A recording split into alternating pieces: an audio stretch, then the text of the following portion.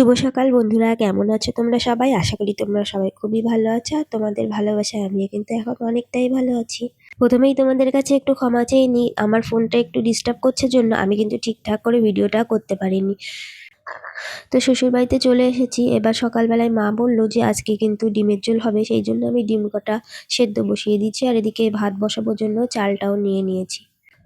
সকাল থেকে ভিডিওটা শুরু করবো ভাবলাম, কিন্তু ফোনের ডিস্টার্বের জন্য কিন্তু আমি এই ভিডিওটা করতেই পারিনি প্রথম দিকে। তারপরে একটু একটু করে কোনো রকম করেছি। তো এদিকে ডিমটা আমি সেদ্ধ বসিয়ে দিয়েছি, দিয়ে চালটা নিয়ে চালটা কিন্তু ধুয়ে এবার ভাতটা বসিয়ে দেবো, কারণ ডিমটা আমার সেদ্ধ হয়ে গেছে। আর দেখো, আমার কথাটা তোমরা হয়তো একটু নাকে নাকে শুনতে পারবে, কারণ আমার ভীষণ ঠান্ডা লেগেছে আর ঠান্ডাটা কমেনি সেই কারণে। আর এদিকে দেখো ডিমগুলো এবার আমি ছুলে নেবো। মা যেহেতু রান্না করবে, তো রান্নার সব কিছু আমি গুছিয়ে গাছিয়ে দিয়ে আমি কিন্তু স্নান করে পুজো দিতে চলে যাব।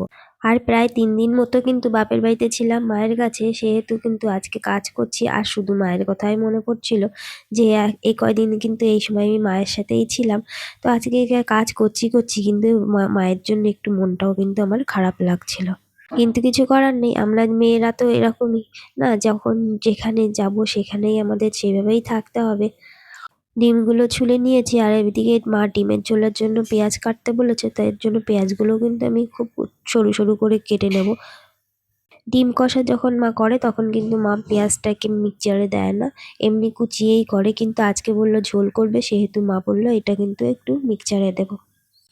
তো পেঁয়াজের সাথে সাথে আমি রসুনগুলোও ছুলে নিয়েছিলাম আর আদাটাকেও কুড়িয়ে দিয়েছিলাম, আর একটা বড় সাইজের আলু ডুমো ডুমো করে কেটে দিয়েছিলাম। আর পেঁয়াজগুলোতে যেহেতু কাটার সময় একটু কালো কালো দাগ ছিল, সেই জন্য কিন্তু পেঁয়াজগুলো কাটার পরে আবার একটু জল দিয়ে ভালো করে ধুয়েও নিলাম। সব রকমের সব সবজি টবজি কেটে মাকে গুছিয়ে দিয়ে, আর এই মশলাটাও কিন্তু আমি মিক্সচারে দিয়ে গুছিয়ে সব কিছু দেবো, যাতে মা তাড়াতাড়ি রান্না করতে পারে। একটাই বড় সাইজের আলু দিয়েছি, যেহেতু আমরা 4 জন, তো 4 ঘন্টা আলুতেই হয়ে যাবে। আর রাতের জন্য আজকে হবে চিলি সয়াবিন, তার জন্য কিন্তু আমি রাতেরটা এখনই মা করে নেবার জন্য আমি কিন্তু ক্যাপসিকাম পেঁয়াজ সব কিছু কেটে গুছিয়ে দেবো। মা এখনই কিন্তু রাতেরটা করে নেবে। রাতের বেলায় মা একটু আরামে বসে টিভি দেখে, সেই কারণে কিন্তু মা রাতের বেলা রান্না করতে চায় না। তো আমি কিন্তু রাতে রুটি টুটি যেগুলো থাকে সেগুলোই করি। আর যে বিশেষ কিছু রান্না, যেমন এই চিলি সয়াবিন, চিলি পনির কিংবা চিলি চিকেন, এই সমস্ত কিছু হলে তখন কিন্তু শাশুড়ি মাই করে। আর তখন কিন্তু ওনার ওই টিভি ছেড়ে এসে রান্না করতে ভীষণই রাগ হয়। এই কারণেই বিশেষ কিছু রান্না থাকলে উনি কিন্তু সেই দুপুরবেলায় রান্নাটা করে রেখে দেয়, আর রাতের বেলা রুটি টুটি যা কিছু করার থাকে সেগুলো কিন্তু আমি কমপ্লিট করি। আর এই রান্নাটা কিন্তু তোমাদের সাথে শেয়ার করবো ভেবেছিলাম, কিন্তু আমি কিন্তু টাইম পাইনি, কারণ আমার দেরি হয়ে যাচ্ছিল। স্নান পুজো সারতে দেরি হবার জন্য শাশুড়ি মা বললো তুই চলে যা।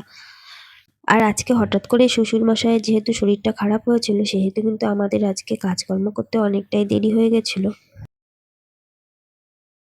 খাবার খেতেও অনেকটাই দেরি হয়ে গেছিলো, প্রায় 5টা বেজে গেছিলো।